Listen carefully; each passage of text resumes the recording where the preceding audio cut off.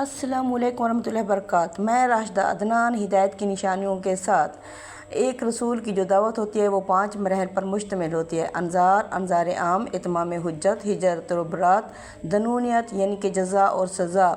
اللہ فرماتے ہیں سورہ یونس میں وَلِكُلِّ أُمَّةٍ رَسُولٌ فَإِذَا جَاءَ رَسُولُهُمْ قُضِيَ بَيْنَهُمْ بِالْقِسْطِ وَهُمْ لَا يُظْلَمُونَ۔ ہر قوم کے لیے ایک رسول ہے، پھر جب ان کا رسول آ جاتا ہے تو ان کے درمیان انصاف کے ساتھ فیصلہ کر دیا جاتا ہے اور ان پر کوئی ظلم نہیں ہوتا۔ یہ فیصلہ پہلی صورت میں رسول کے قوم کو چھوڑ دینے کے بعد عام اس سے کہ اس کی وفات ہو جائے یا وہ وہاں سے ہجرت کر جائیں۔ یہ فیصلہ اس طرح صادر ہوتا ہے کہ آسمان کی فوجیں نازل ہوتی ہیں، صاف و حاسب کا طوفان اٹھتا ہے، ابر و باد کے لشکر قوم پر اس طرح حملہ آور ہو جاتے ہیں کہ گویا رسول کے مخالفین میں سے کوئی بھی زمین پر باقی نہیں رہتا۔ تاہم یہ معاملہ انہی لوگوں کے ساتھ ہوتا ہے جن کے لیے قرآن اپنی اصطلاح میں مشرکین کا لفظ استعمال کرتا ہے۔ رہے وہ لوگ جو اصلاً تو توحید سے وابستہ ہوتے ہیں، ان کے ساتھ یہ معاملہ نہیں ہوتا۔ ان کے بارے میں قرآن کا ضابطہ یہ ہے کہ ان کے استحصال کے بجائے ان پر ذلت اور محکومی کا عذاب مسلط کر دیا جاتا ہے۔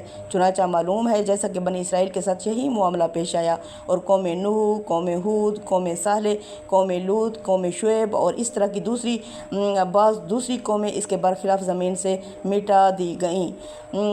دوسری صورت کے لیے بھی یہی قانون ہے، لیکن اس میں عذاب کا یہ فیصلہ رسول اور اس کے ساتھیوں کی تلواروں کے ذریعے سے نافذ کیا جاتا ہے۔ اس صورت میں قوم کو مزید کچھ مہلت مل جاتی ہے۔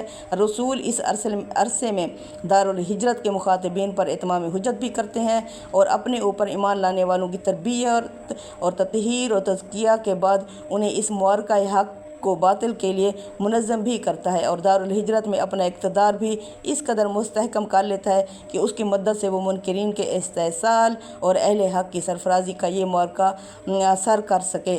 نبی کی بعثت کی سٹیجز نبی کریم صلی اللہ علیہ وسلم کے معاملے میں یہی دوسری صورت پیش آئی۔ السلام علیکم ورحمۃ اللہ وبرکاتہ۔